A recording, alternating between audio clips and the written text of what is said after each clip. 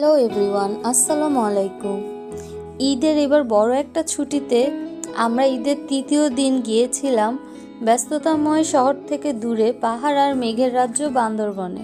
এই ব্লগে আপনাদের বান্দরবনে কিছু জনপ্রিয় পর্যটন কেন্দ্রগুলো ঘুরে দেখাবো, যেমন মেঘলা পর্যটন কেন্দ্রের নীরব ঝিল, কাঠের ঝুলন্ত ব্রিজ আর রোপওয়ে থেকে পাহাড়ের অপরূপ সৌন্দর্য।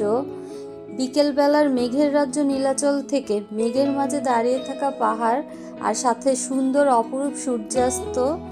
এবং আমরা বান্দরবন দ্বিতীয় দিন নীলগিরিতে মেঘ ঝরানো পাহাড়, রোদের কিরণ এবং দূর থেকে পাহাড়ের মেঘ ছুঁয়ে যাওয়ার এক অপূর্ব দৃশ্য দেখেছিলাম। সাথে আরও সুন্দর সুন্দর কিছু ভিউ পয়েন্ট এবং গুরুত্বপূর্ণ কিছু ইনফরমেশন, সব কিছু এই ব্লগে দেওয়া থাকবে। সো আর দেরি না করে আমরা এখন আমাদের বান্দরবনের ভ্রমণের গল্পটা তাড়াতাড়ি শুরু করি। Welcome to our journey where clouds meet the soul. আমরা ঢাকার আরামবাগ বাস স্ট্যান্ড থেকে রাত 12টা 15 ইম্পেরিয়াল বাসের স্লিপার কোচে বান্দরবনের উদ্দেশ্যে রওনা দিয়েছিলাম। ঢাকা থেকে বান্দরবনের দূরত্ব প্রায় 380 কিলোমিটার। সো আমাদের পৌঁছাতে আশা করছি 6:30-7টা তো বাজবে। আর রাত যেহেতু অন্ধকারে তেমন একটা আমরা কোনো ক্লিপ নিইনি, আমাদেরকে রাত 3টার দিকে কুমিল্লার 14 গ্রাম গ্রিন ভিউ রেস্টুরেন্টে 20 মিনিটের জন্য একটা ব্রেক দেওয়া হয়। আমরা ইম্পেরিয়াল এক্সপ্রেসের ডাবল ডেকার এসি স্লিপার বাসটির টিকিট করেছিলাম। এই বাসের আমাদের টিকিট প্রাইস পার পার্সন 1800 টাকা করে পড়েছিল। সকালে চোখ খুলে দেখি আমরা চট্টগ্রাম শহর পার হয়ে ধীরে ধীরে পাহাড়ের উঁচু নিচু রাস্তাগুলো পার হচ্ছিলাম। সকালের আলোয় পাহাড়ি রাস্তাগুলো অনেক সুন্দর লাগছিল। বাসটার ভিতরে ভালোই স্পেস ছিল দুইজনে থাকার জন্য। এই সামনে আপনারা জুতা রাখতে পারবেন, আর এখানে কিছু লাইটিংয়ের ব্যবস্থাও রয়েছে, চার্জারের ব্যবস্থাও করা আছে।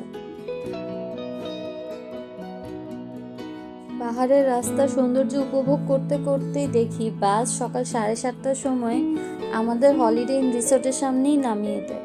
আমাদের এটা যেহেতু একটু শর্ট ট্রিপই ছিল, তাই আমরা একটু নিরিবিলি শান্তশিষ্ট জায়গায় থাকতে চাইছিলাম। এই কারণে আমরা বান্দরবনে এবার হলিডে ইন রিসোর্ট বুক করি। হলিডে ইন রিসোর্টের স্টাফরা আমাদের রিসিভ করতে দাঁড়িয়েছিল, তো তারা আমাদের রিসিভ করে রেস্টুরেন্টে একটু ওয়েট করতে বলে, কারণ আমাদের যেহেতু চেকিং টাইম 11টার পরে, তাই আমাদের অনেকটা সময় এখন ওয়েট করতে হবে রুমের জন্য। রিসোর্টের প্রবেশপথের ঢালু রাস্তার উপরের দিকে উঠেই আপনার বিভিন্ন রকম ফুল গাছের অপরূপ সৌন্দর্য আপনাকে মুগ্ধ করবে। এখানে নানা রকম জবা আর নানা ধরনের অর্কিড গাছে সুন্দর করে সাজানো রয়েছে রিসোর্টের চারপাশ।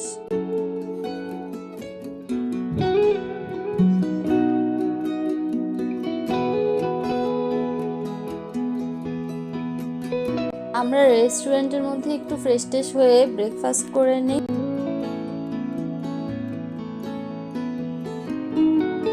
রেস্টুরেন্টের বাইরের এই খোলা জায়গাটা আমরা ঘুরে দেখছিলাম। এর সামনে সুন্দর একটা সবুজ পানির ঝিল, রোদের আলো আর সাথে সবুজে মোড়া পাহাড়, কি সুন্দর লাগছিল দেখতে। রেস্টুরেন্টের এক সাইডে সিঁড়ি বেয়ে উপরে উঠলে আরো সুন্দর দৃশ্য দেখতে পাওয়া যায় এখানের। রেস্টুরেন্টের ছাদে এসে ছাদ থেকে আমরা বিভিন্ন ফলের গাছ দেখতে পাই। এখানে আম গাছ, কি সুন্দর সুন্দর কাঁচা পাকা আম ঝুলতেছে। আম দেখে তো লোভ সামলানো সম্ভবই না আমাদের কারোর, তাই আমরা সবাই মিলে আম খাওয়ার জন্য আম পাড়া শুরু করে দিই।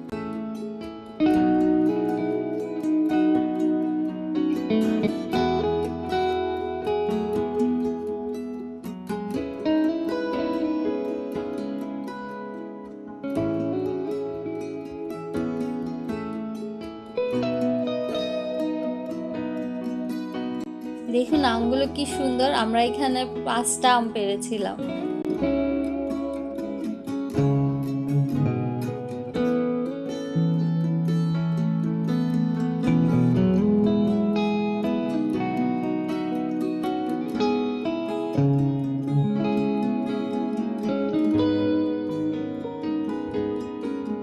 রিসোর্টের বাগানের মধ্যে এবং চারপাশে এত সুন্দর সুন্দর অর্কিড ভ্যারিয়েশন এবং নানা ধরনের জবা ফুলের গাছ এবং আরও নানা রকম গাছ রয়েছে, যা গাছপ্রেমীদের তো অবশ্যই মুগ্ধ করবে এই রিসোর্টটা।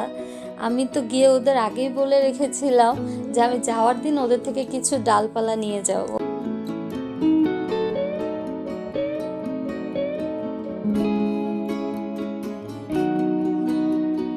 পার্সোনাল গাড়ি নিয়ে ভ্রমণ করতে আসবেন তারা যদি হলিডে ইন রিসর্টে থাকেন তাহলে তারা এখানে চাইলে পার্কিংও করতে পারে।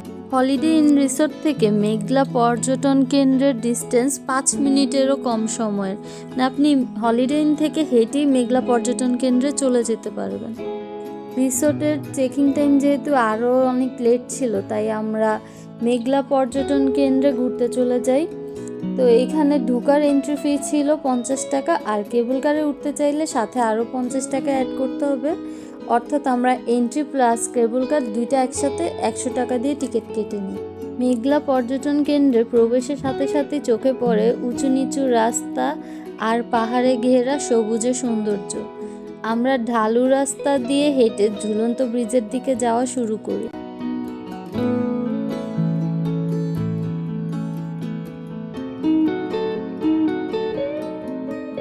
এখানে একটা কালারফুল ওয়াচ টাওয়ার মতো করে দেওয়া আছে। এটার উপরে গেলে আপনারা মেঘলা পর্যটনের মোটামুটি সুন্দর একটা দৃশ্য দেখতে পাবেন।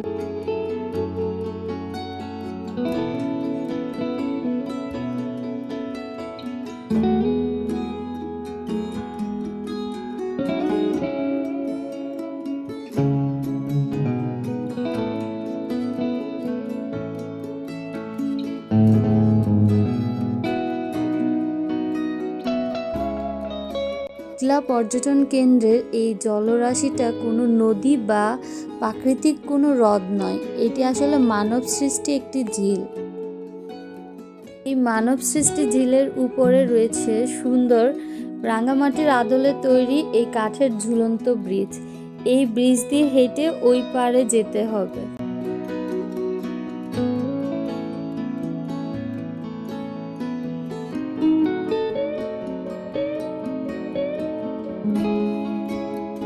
ব্রিজ পার হওয়ার পরে সিঁড়ি দিয়ে উপরে উঠে এলে সবুজের সুন্দর দৃশ্য দেখতে পাওয়া যায়।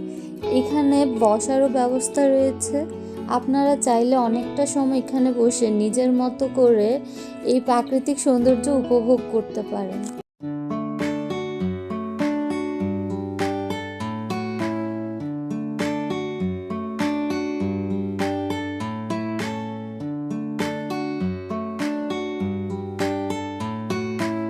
এই সুন্দর রেইনবো সিঁড়ি দিয়ে উপরে উঠে আমাদের রোপওয়েতে উঠতে হবে।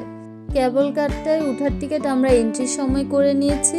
তো এখানে উনি আমাদের টিকিট চেক করে নিয়েছিল। কেবল কারে মোট সর্বোচ্চ 8 জন উঠতে পারে। তো এই রোপওয়েতে আপনাকে এখান থেকে ওই পাশের পাহাড়ে নিয়ে যাবে এবং এখান থেকে আবার এখানে এনে ড্রপ করবে। এই কেবল কারে উঠার পরে আপনি মেঘলা পর্যটন কেন্দ্রের মোটামুটি পুরো একটা দৃশ্য দেখতে পাবেন। নিচে পানির ঝিল আর চারপাশের পাহাড়ের সৌন্দর্য। তবে কেবল কারটা আমার কাছে খুব একটা অদ্ভুত লাগেনি, কারণ আমার মনে হয়েছে 5 মিনিটেরও খুব কম সময়ের মধ্যেই কেবল কারের রাইড শেষ হয়ে গিয়েছে। তবে রোপওয়েতে যদি উঠেন তাহলে আপনারা মেঘলা পর্যটন কেন্দ্রের চারপাশে উপর থেকে একটা সুন্দর নিচের দিকের ভিউ দেখতে পাবেন।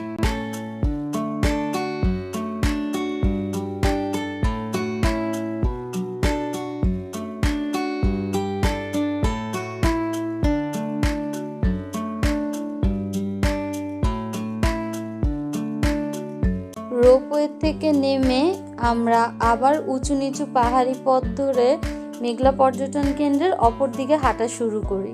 আমরা এই পাহাড়ের পাশে উঠতে উঠতে দেখছিলাম যে পাহাড়ের পাশে একদম কিনারে ছোট ছোট 2-3টা স্ট্যাচু বানানো ছিল, যেগুলো দেখেই বোঝা যাচ্ছিল এই জায়গায় বা এই পর্যটন কেন্দ্রগুলো কতটা অযত্নে ফেলে রাখা হয়।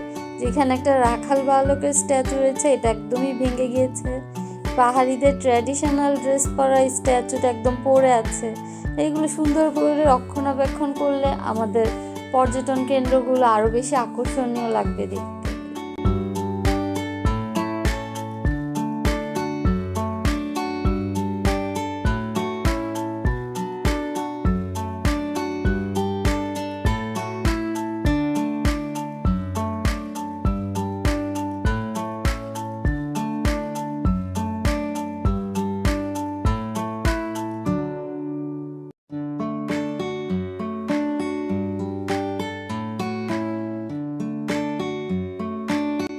আমরা পাহাড় বেয়ে উঠতে উঠতে এখানে ছোট 3-4টা দোকান দেখতে পাই।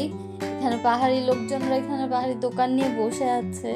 তো আমরা একটু টায়ার্ড হয়ে গিয়েছি, তাই আমরা এখানে পেঁপে খাচ্ছিলাম। পেঁপেগুলো খুবই মিষ্টি ছিল খেতে। আমরা প্রায় 2-3টা পেঁপে খেয়েছিলাম এখানে। আমরা এই মেঘলা পর্যটন কেন্দ্রে অনেকটা সময় হেঁটে বসে গল্প করে এর সৌন্দর্য উপভোগ করেছি। আমরা এখানে প্রায় 2 থেকে 3 ঘন্টার মতো সময় কাটিয়েছিলাম। কিন্তু সেদিন প্রচুর রোদ থাকায় পাহাড়ের দুই পাশে গাছপালায় হালকা বাতাস, সাথে আবার রোদ, প্রচুর গরমও লাগছিল, আবার পাহাড়ের সৌন্দর্য দেখে খুব ভালো লাগছিল। এক ধরনের মিশ্র অনুভূতি কাজ করছিল এখানে।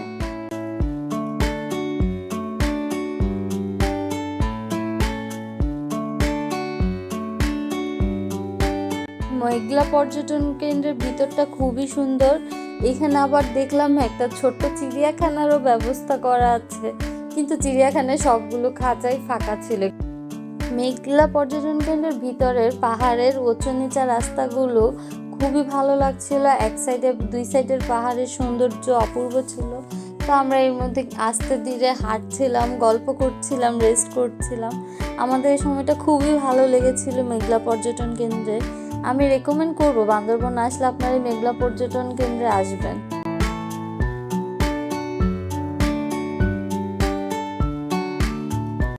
আমরা পাহাড়ের উঁচু নিচু রাস্তা দিয়ে এসে এই সেকেন্ড ঝুলন্ত ব্রিজ দিয়ে পার হই। এখানে আপনারা চাইলে কায়াকিং করতে পারেন বা ছোট ছোট প্যাডেল বোটগুলোও চালাতে পারেন।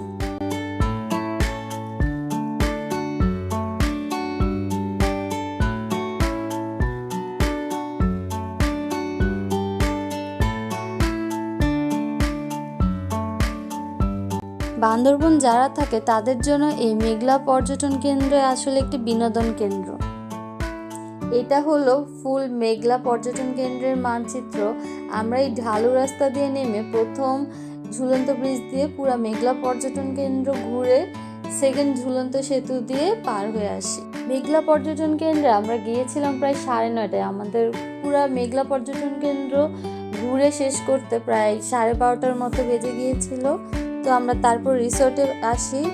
রিসোর্টে এসে আমরা রুমে চেকিং করি।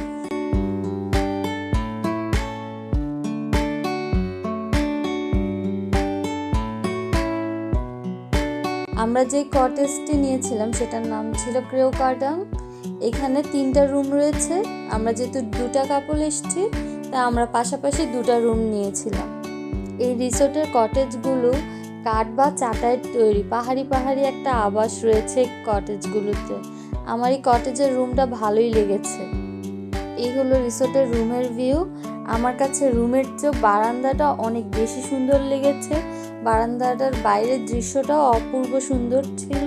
হলিডে ইন রিসোর্টে আমাদের পার ডে 4000 টাকা করে পড়েছিল। বাথরুমটা অনেক বড় ছিল, কিন্তু পরিষ্কারটা মোটামুটি ছিল এই ব্যাপারটা। যেহেতু আমরা অনেকটা পথ জার্নি করে এসে সবাই খুব টায়ার্ড হয়ে গিয়েছি, তো আমরা রেস্ট করছিলাম। আর সকাল থেকে প্রচণ্ড রোদ, গরমে অসহ্য লাগছিল। হঠাৎ করে দুপুরের দিকে একদম পুরো ওয়েদার চেঞ্জ হয়ে গেছে। ঝড় ঠান্ডা বাতাস শুরু হয়ে সব দিকে একদম ঝুম বৃষ্টি শুরু হয়ে যায়। এখানে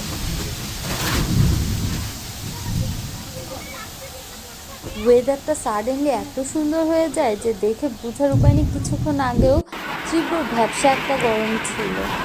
ঠান্ডা বাতাস আর টিনের চালের উপর বৃষ্টির ঝপঝপ শব্দ, ঠান্ডা বৃষ্টির পানি, এক ধরনের অন্যরকম শান্তি অনুভব হচ্ছিল। এই মুহূর্তটা যে আমার কি ভালো লেগেছিল আমি বলতে পারবো না। আমার বান্দরবনের এই মোমেন্টটাই ছিল সবচেয়ে বেস্ট একটা মোমেন্ট। অনেকক্ষণ আমরা দুজন এই বারান্দা থেকে বৃষ্টি উপভোগ করছিলাম। তো একটা জিনিস তো একটু মিসিং ছিল, যদি এক কাপ গরম চা পেতাম একদম সেই হয়ে যেত এই টাইমটা।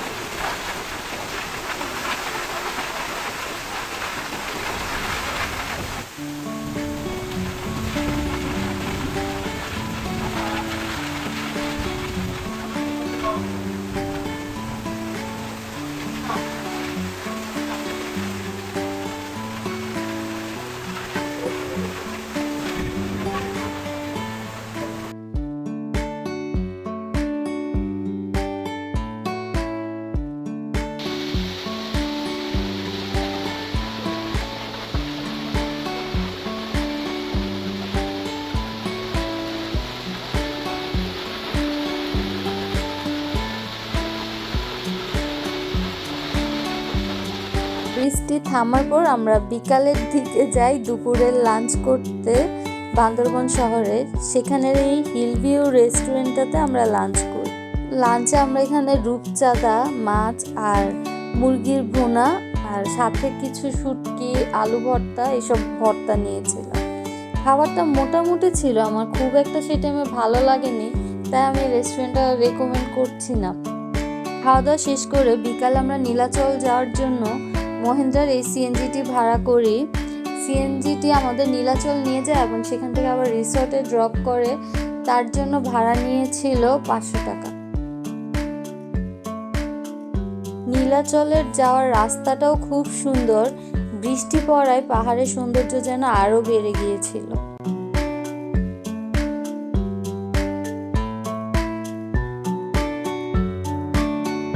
নীলাচল যেতে সেখানে কোনো একটা কারণে সেদিন জ্যাম ছিল, তাই আমাদের নীলাচলে অনেকটা রাস্তা হেঁটে যেতে হয়েছিল।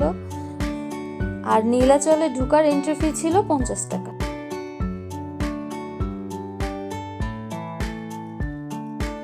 নীলাচলের ভেতরে ঢুকেই দেখলাম মেঘের ভেসে বেড়ানো।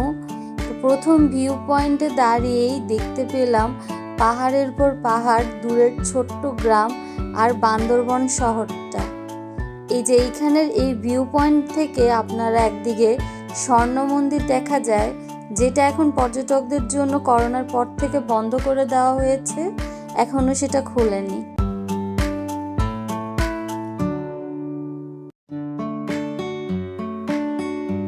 এখান থেকেই জুম করে স্বর্ণ মন্দিরটা দেখে নিই। আর অপর পাশটায় বান্দরবনের মোটামুটি পুরা শহরটাই দেখা যাচ্ছিল। নীলাচলের পাহাড়ের উপর থেকে আপনি মোটামুটি বান্দরবন শহর পুরোটাই দেখতে পাবেন।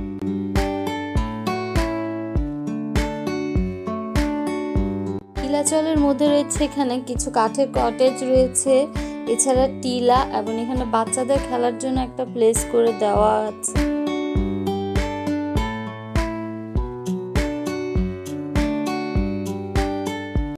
চলুন পুরা নীলাচলটা আপনাদের ঘুরিয়ে নিয়ে আসি।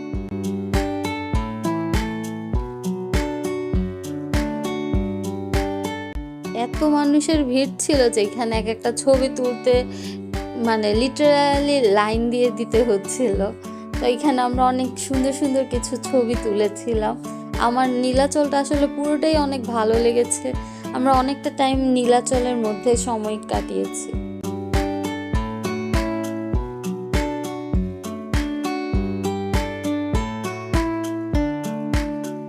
সুন্দর সুন্দর পাহাড়ের ভিউ দেখতে পাবেন।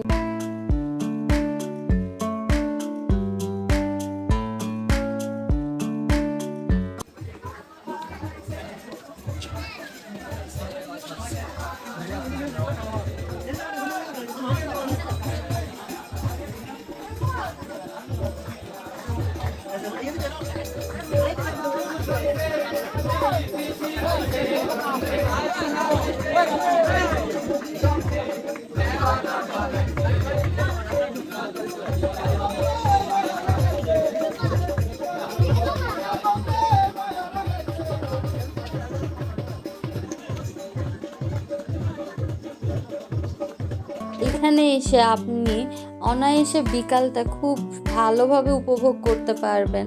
এখানে সবাই ফটো তুলছিল, বাচ্চারা খেলছিল, কেউ কেউ এখানে গানের আসর জমিয়ে দিয়েছে। সবাই এখানে যে যার মতো করে এই জায়গাটাকে উপভোগ করছিল। এছাড়া এখান থেকে খুব সুন্দর একটা সূর্যাস্ত দেখতে পাওয়া যায়। বিকাল টাইমটা আসলে নীলাচলের পরিবেশটা একদম অন্যরকম হয়ে যায়। নীলাচল মানেই হলো নীল আকাশ, নীল পাহাড় আর সাদা মেঘের পাহাড়। দূর থেকে দেখতে পাহাড়টি আকাশ নীলের সাথে মিশে আছে মনে হয়। স্থানীয়রা এই জায়গার নামকরণ করেছে নীলাচল। আসলে এই জায়গার নামের সাথে সার্থকতা রয়েছে।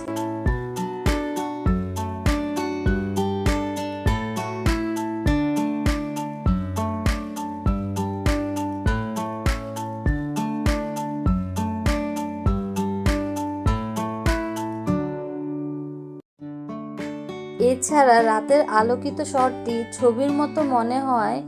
অনেকেই জায়গাটিকে বাংলার দার্জিলিং বলে থাকে। সন্ধ্যা 7:30টার দিকে আমরা নীলাচল থেকে বান্দরবন বাজারটা ঘুরতে চলে আসি। বান্দরবনের হালকা ব্যস্ততম জায়গা হলো এটা। এখানে ছোট ছোট দোকান, ফলমূল, এছাড়া বিভিন্ন বাজার সদাইয়ের দোকান রয়েছে। তাছাড়া আপনারা এখানে আসলে বার্মিক্স প্রোডাক্টেরও দোকান পেয়ে যাবেন এবং লোকাল খাবারেরও দেখা পাওয়া যাবে এই জায়গায়। এখানে অনেক লোকাল রেস্টুরেন্ট, হোটেল রয়েছে। তো আমরা ভাবি এখান থেকে রাতের ডিনারটা করে যাব। তো ডিনার করতে আমরা রিখাইন রেস্টুরেন্টটাতে চলে আসি। এই রেস্টুরেন্টটা আসলে বান্দরবনের মোটামুটি ভালোই ফেমাস একটা রেস্টুরেন্ট।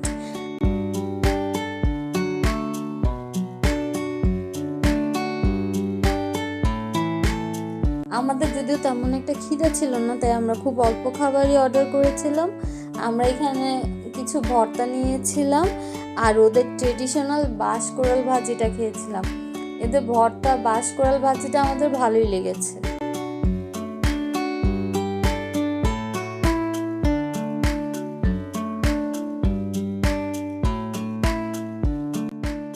আমরা সকালবেলায় যে গাছ থেকে আম পেড়েছিলাম সেগুলো আমরা এখানে স্টাফদেরকে বলেছিলাম আমাদের কেটে দিতে। তো আমরা যেহেতু বাইরে বের হয়ে গিয়েছিলাম ঘুরতে, ওরা আমরা রাতে আসার পরে সে আমগুলো আমাদেরকে কেটে দিয়েছিল। আমগুলো খেতে অনেক মজা ছিল। বান্দরবনের দ্বিতীয় দিন সকালে আমরা সকাল 8টায় ব্রেকফাস্ট করি।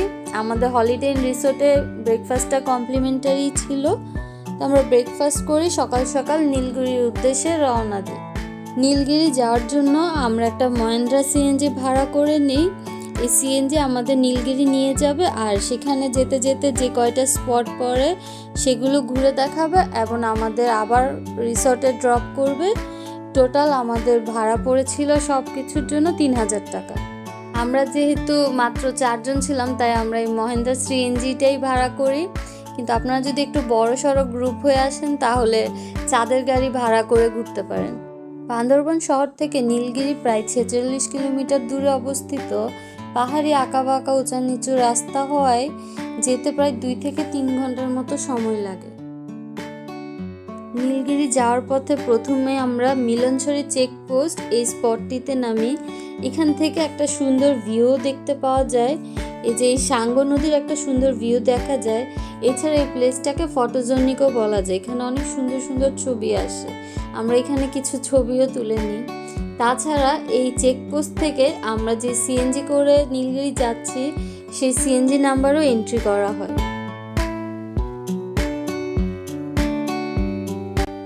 নীলগিরি যেতে হলে আপনাদের 2-1টা জায়গায় আপনাদের নিজেদের ইনফরমেশন দিতে হবে চেকপোস্টে।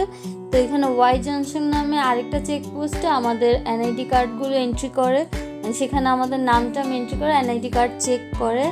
সো আপনাদের বান্দরবন আসলে অবশ্যই সাথে করে এনআইডি কার্ড নিয়ে আসবেন। আর এখানে আপনারা নীলগিরিতে যেতে এবং বের হতে 2টা টার্মে এখানে এন্ট্রি করতে হবে আপনাদের। নীলগিরি যাওয়ার পথটা পাহাড়ের আঁকাবাঁকা পথ, সবুজ পাহাড়, উপরের দিকে যত যাচ্ছিল আকাশটা মেঘলা আর সুন্দর একটা ঠান্ডা আবহাওয়া গায়ে লাগছিল।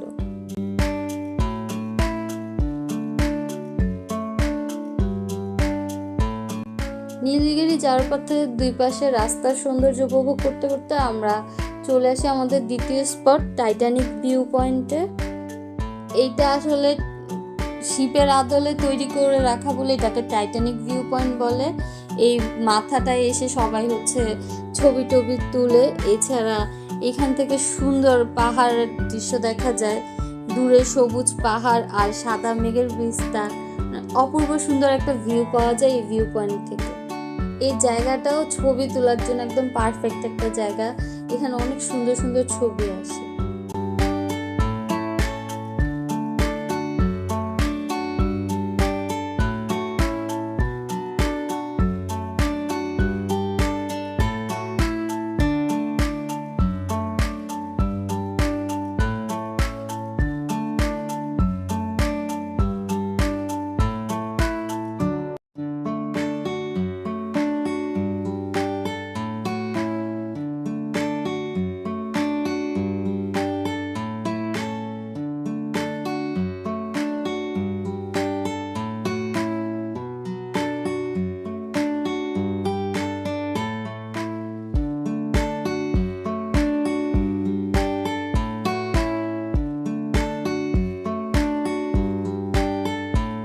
চলে আসি third spot double hand view point. এটাও বান্দরবনের অন্যতম জনপ্রিয় একটি জায়গা। এখানে দুইটা হাতের আদলে দুটা ভিউ পয়েন্টের জায়গা বানিয়ে দেওয়া আছে, যেখানে এসে সবাই ছবি টবি তুলে। আজকে এত ভিড় ছিল যে আমরা এই ভিউ পয়েন্টে দাঁড়িয়ে একটা ছবিও তুলতে পারিনি। আর তাছাড়াও পিছনে যেহেতু মেঘে পুরা ভিউ ঢেকে আছে, তেমন একটা ভিউ দেখা যাচ্ছিল না।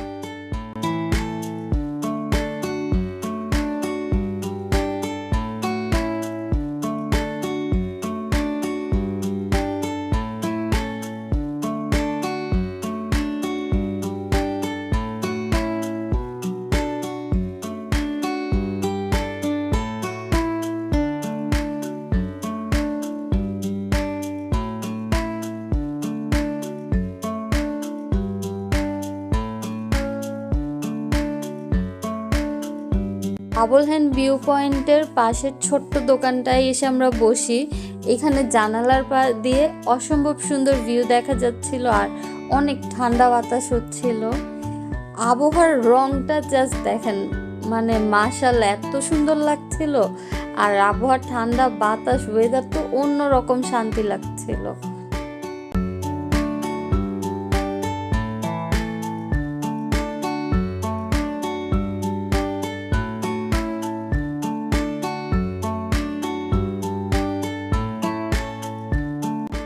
ওয়েদারটা এত মারাত্মক সুন্দর ছিল, মানে অসম্ভব ভালো লেগেছে আমার এই ওয়েদারটা। ডাবল হ্যান্ডের ভিউ পয়েন্টে এসে আমরা যে ওয়েদারটা পেয়েছি, এটা মানে অন্যরকম সুন্দর আর শান্তির ছিল।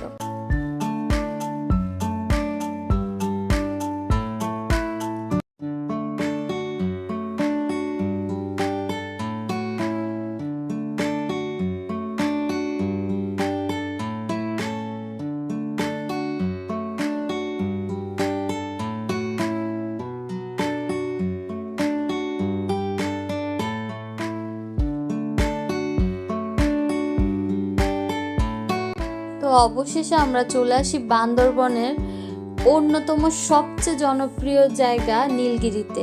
তো নীলগিরিতে ঢোকার এন্ট্রি ফ্রি 100 টাকা ছিল, আর গাড়ি পার্কিংয়ের জন্য 100 টাকা দিতে হয়েছিল।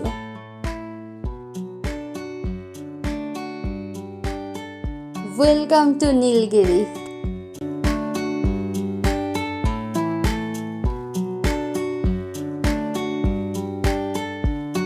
নীলগিরিতে ঢোকার সাথে সাথে মনে হচ্ছিল বাতাসটাও যেন অন্যরকম হয়ে গেছে। মেঘ নিচে পাহাড়ের উপর দিয়ে গিয়ে চলছে আর আমাদের ছুঁয়ে যাচ্ছিল। নীলগিরি জায়গাটা আসলে পরিচালনা করে সেনাবাহিনীরা।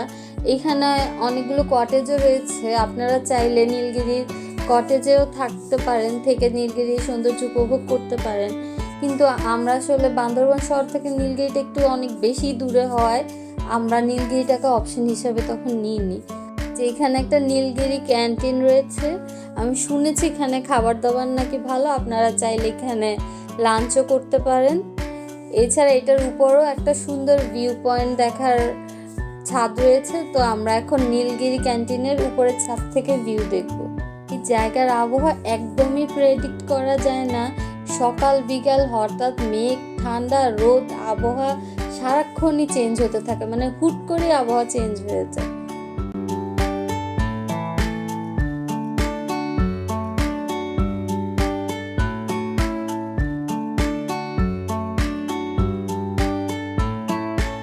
এই যে এখানে কুয়াশার মতো লাগতেছে সব মানুষ দেখে, অ্যাকচুয়ালি এখানে সব মানুষ, আমরা সবাই কিন্তু মেঘের মধ্যেই হাঁটাহাঁটি করছি। মেঘ আমাদের সবাইকে ছিঁড়ে ছিঁড়ে যাচ্ছে।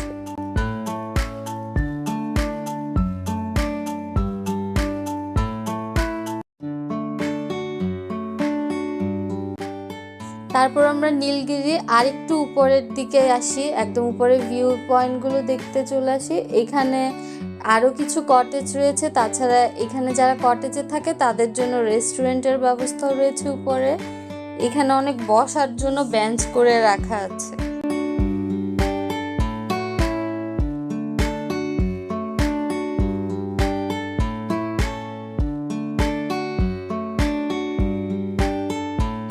নীলগিরিতে আমরা আসার পর আবহাওয়াটা এমন হয়ে গিয়েছিল যে আমরা খুব একটা ভালো ভিউ কোথাও থেকেই দেখতে পাইনি। রিসোর্টটার অনেক বেশি ডিমান্ড থাকায় আপনাকে এই রিসোর্টে থাকতে হলে অনেক আগে বুক করতে হবে।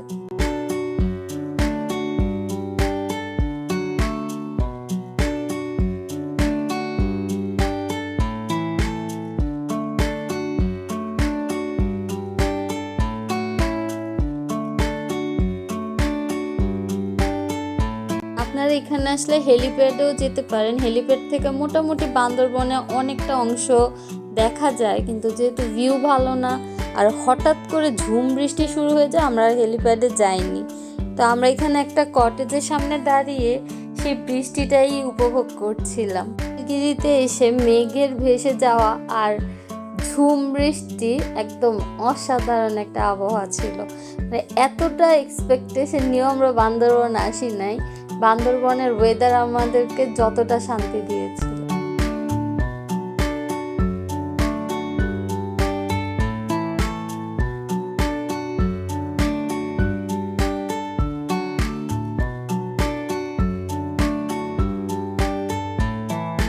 নীলগিরি যাওয়ার রাস্তাটা অসম্ভব রকম সুন্দর। বৃষ্টি পড়ে পাতাগুলো তো আরো বেশি সুন্দর লাগছিল, পাহাড় পাতাগুলো। এছাড়াও পাহাড়ি রাস্তা এঁকে বেঁকে মেঘের ভিতর ঢুকে যাচ্ছিল, আর গাছপালার কুয়াশা ঢাকা পুরো রাস্তাটা একদম অসাধারণ লাগছিল এই জার্নিটা। চেষ্টা করেছি বান্দরবন সম্পর্কিত সকল কিছু আপনাদের জানাতে। আপনারা বান্দরবন না আসতে অবশ্যই সাথে এনআইডি কার্ড নিয়ে আসবেন। এখানের ওয়েদার যখন তখন চেঞ্জ হয়, সো ছাতা ক্যারি করবেন সাথে, আর প্রয়োজনীয় ওষুধপত্র দরকার থাকলে সেগুলো সাথে করে নিয়ে আসবেন।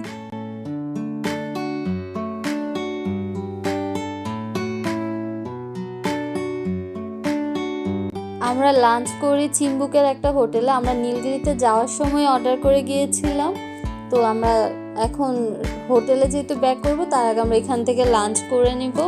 এখানে অ্যাকচুয়ালি এখনও হোটেলের নামকরণ করেনি। এটা একজন এক্স আর্মির রেস্টুরেন্ট। উনি আমাদেরকে বলছিল উনি এটাকে ফিউচারে রিসোর্ট বানাবে, উনি সেইটা নিয়ে কাজ করছে।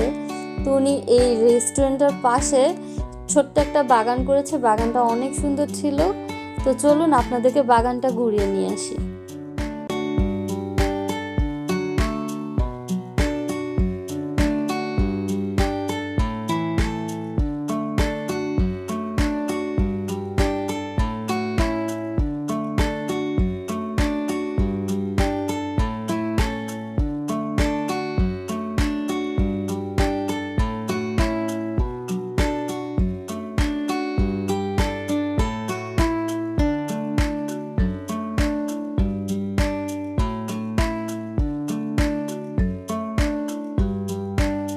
গাছপ্রেমীদের আসলে গাছ দেখলে সব জায়গায় ভালো লাগে। আমি যেহেতু পার্সোনালি গাছপালা অনেক পছন্দ করি, আমি বাগান দেখি আর গাছ দেখে আমার খুবই ভালো লাগে।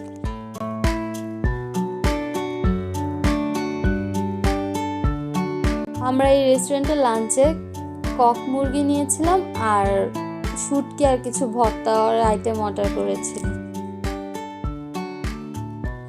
নীলগিরির দিকে আসতে এখানে আরেকটা স্পট রয়েছে যেটার নাম হচ্ছে আপনারা শৈলপ্রপাত ঝর্ণা।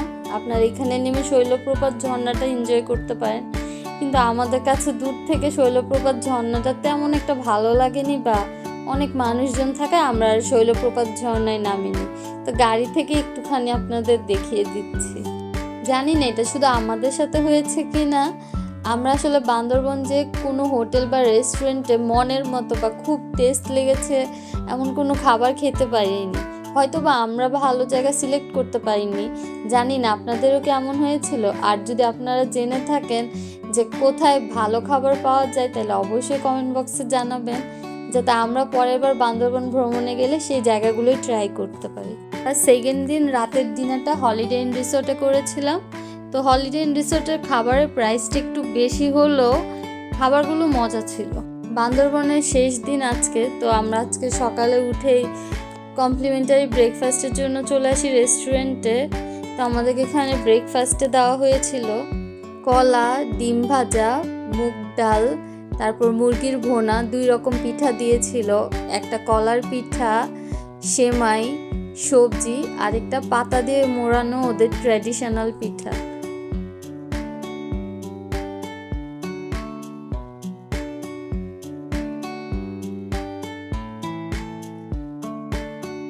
কলা পাতা দিয়ে বানানো পিঠাটার মধ্যে বিন্নি চাল, নারিকেল আর কলার একটা টেস্ট পাচ্ছিলাম। এই পিঠাটাকে কি বলে আমি জানি না, আপনারা জেনে থাকলে অবশ্যই আমাকে কমেন্ট বক্সে নামটা বলবেন।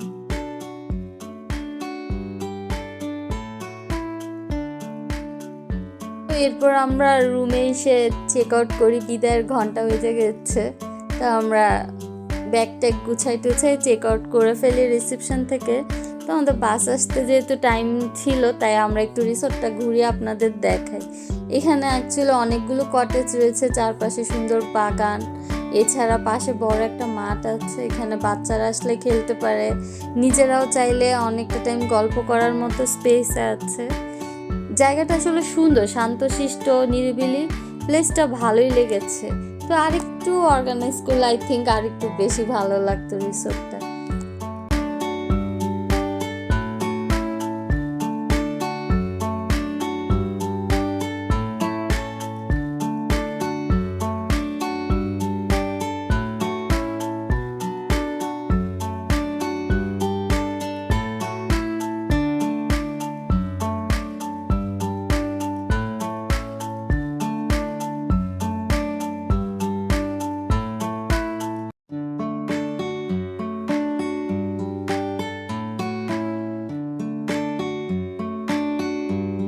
দুপুর 12টার দিকে সাঙ্গু নামে একটা বাসে করে আমরা 180 টাকা পার পার্সন টিকিট দিয়ে বান্দরবন থেকে চট্টগ্রাম আসি। বান্দরবন থেকে চট্টগ্রাম আসতে আমাদের মোস্ট প্রবাবলি 1.5 ঘন্টার মতো সময় লেগেছিল। তো আমরা চট্টগ্রামে এসে চট্টগ্রামের স্টেডিয়ামের রেস্টুরেন্টগুলোতে খাওয়া দাওয়া করি। এরপর চট্টগ্রাম রেলওয়ে স্টেশন থেকে বিকাল 5টায় সোনার বাংলা এক্সপ্রেসে করে আমরা ঢাকার উদ্দেশ্যে রওনা দিই। আমরা এসি সিটের কেবিনগুলোর টিকিট করেছিলাম, সেখানে আমাদের পার পার্সন প্রাইস পড়েছিল 1075 টাকা করে।